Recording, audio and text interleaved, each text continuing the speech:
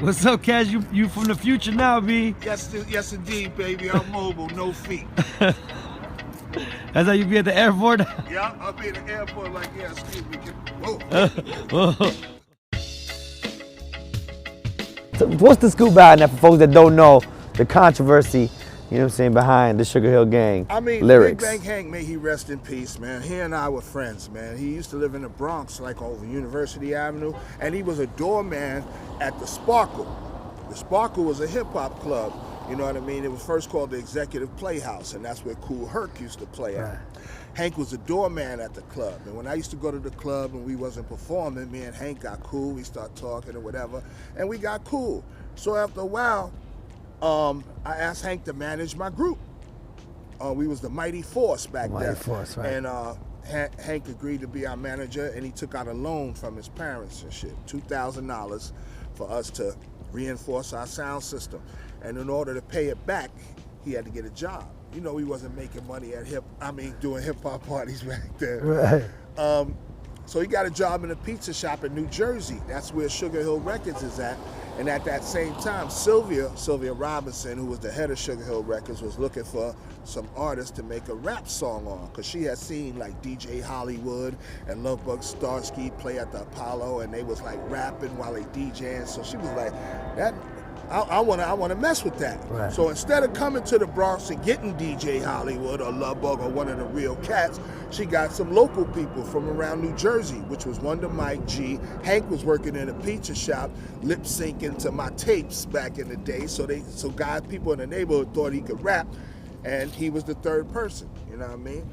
Now, instead of him telling them, look, I managed Casanova Fly, which you know was my name back in the day, he didn't say that. He just was lip syncing to the tapes, and he knew my rhymes. So when they was auditioning, he just said one of my rhymes. They loved it, and that's how he got in. And next on the mic is my man Hank. Come on, Hank, sing that song. Check it out, I'm the CASN, the OVA, and the rest is FLY.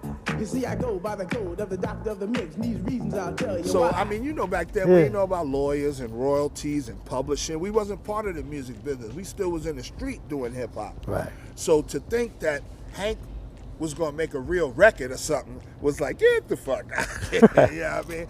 Yo, you need some rhymes, Hank? Come on, I got you. Come over. And you know what I mean? Right. And it's like, here, say that, say that, say that.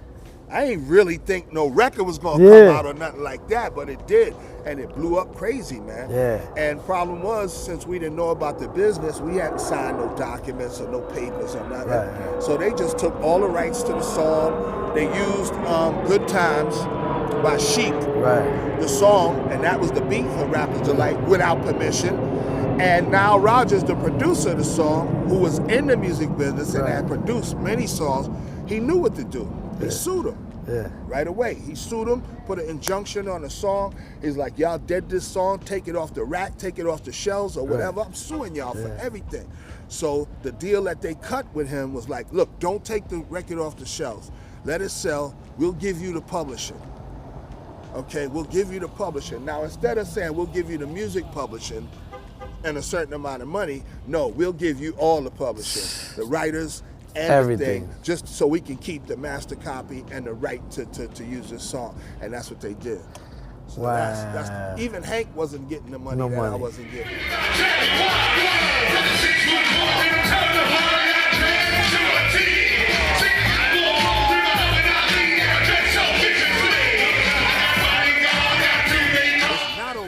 In hip-hop to have a ghostwriter. If you're an MC, being an MC means you write your own shit. That's what makes you the MC. What are your views on some of the gentrification that's been hitting the area, and how do you think that affects culture? I mean, it's always a negative effect on culture. The gentrification process is about eliminating culture and bringing another set of idealism to the forefront. And it's really not us. You know what I mean? First of all, we got to be stable and have a foundation underneath us. If we always looking around and worried about where we gonna move or what's gonna happen, and we have no control, then how can we concentrate on being the best, you know, that we can do? And I mean, just having a clear mind to be able to think and expand, you know, what's right in front of you. You really gotta I don't know, just be aware of what's happening around you, man, because the gentrification happens when nobody knows what's happening, and then all of a sudden, it's there. Yeah. It happened. All of a sudden, you got Starbucks in your neighborhood, and people are jogging up and down your fucking street. You know what I'm saying? It's too late now. Yeah. It's too late now. Once you find out that they're starting to rezone your area for different things and this and that, so that's the things you got to be keying and know about. You know what I mean? Yo, check it out, y'all. We got a historic show. We back in the South Bronx for Rooftop Live for And You Don't Stop. And we got nobody else but the legendary MC, you know what I'm saying?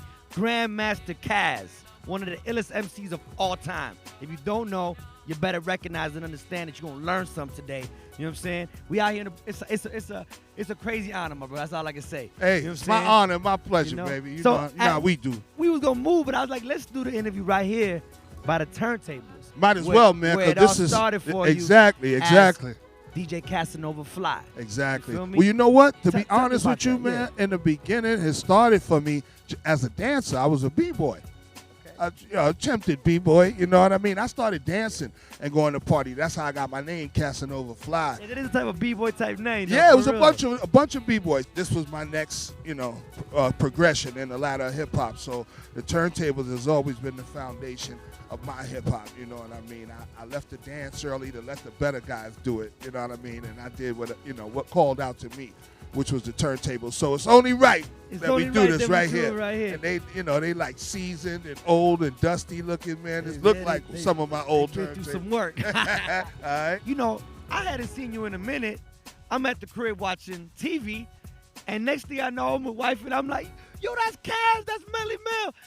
Tell me about that experience of being able to, you know what I mean, be back, you know what I'm saying, at a Billboard type show, you know, through the Macklemore, you know what I'm saying, collaboration. Tell me a bit about that and how that's been going. Well, I got to give shout out to my I hate to call him son, but he's like a son to me, Big Daddy Kane.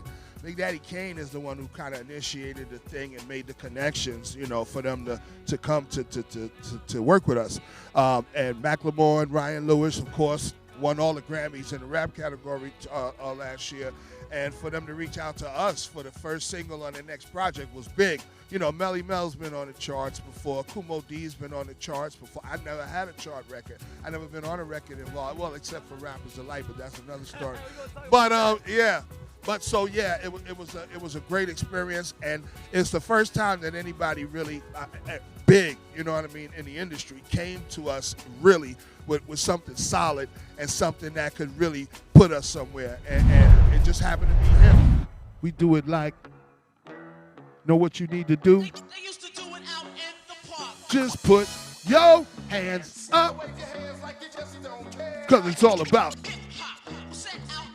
Yo, where we do it? Yo, every place they said my name, it rang an alarm. Casanova Fly, yo, that dude is the bomb. And if you want to see him play, all you got to do is just follow that parade up to 82. You'll see bad chicks and a bunch of dudes in the Bronx state of mind. Hip-hop attitudes in need, name buckles, Puma Clydes and T's. More letters than your ABCs. Baby, please. A park jam, you don't need no flyer. To one person, it'll spread like wildfire. Especially if they see Casanova like a cup. I made the park runneth over, no generator, and not a plug in sight. But next to the park house, there's a pole with a light. At the bottom, there's a door locked usually, but we got in and jacked electricity. Yeah, wave your hands like you just don't care, cause it's all about. Yo, where we do it? I said, wave your hands like you just don't care, cause it's all about. Yo, where we do it? I played in clubs in the winter without no heat. Dressing rooms with rats running under my feet. But in the summer of 77 when the city went dark, had my crew and my set jamming in the park. EBB, where we filmed Wild Style. 118, where Chase played the Chingalings with Pal. The west side in the park called Cedar. Echo Park, it was off the meter. In the winter, we would have to go back indoors. The clubs used to be packed indoors. A couple of us to get in the local gym just to see us perform. Remember, Bennett got warm. Mic check, 1, 2, in a park near you. Any street or schoolyard would do. Wherever we could set up and play music till dark, 9 times out of 10, that was in the park. So just wave your hands like you just don't care, cause it's all about. Yo, where we do it? I said, wave your hands like you just don't care. Hip hop. I'm going off. It's the grandest master, the pope and the pastor, the judge and jury. And if you think I'm a Rastafarian or Jamaican, you're mistaken. I specialize in rhyming and flaking on sucker MCs and wannabes. Beat me in a battle?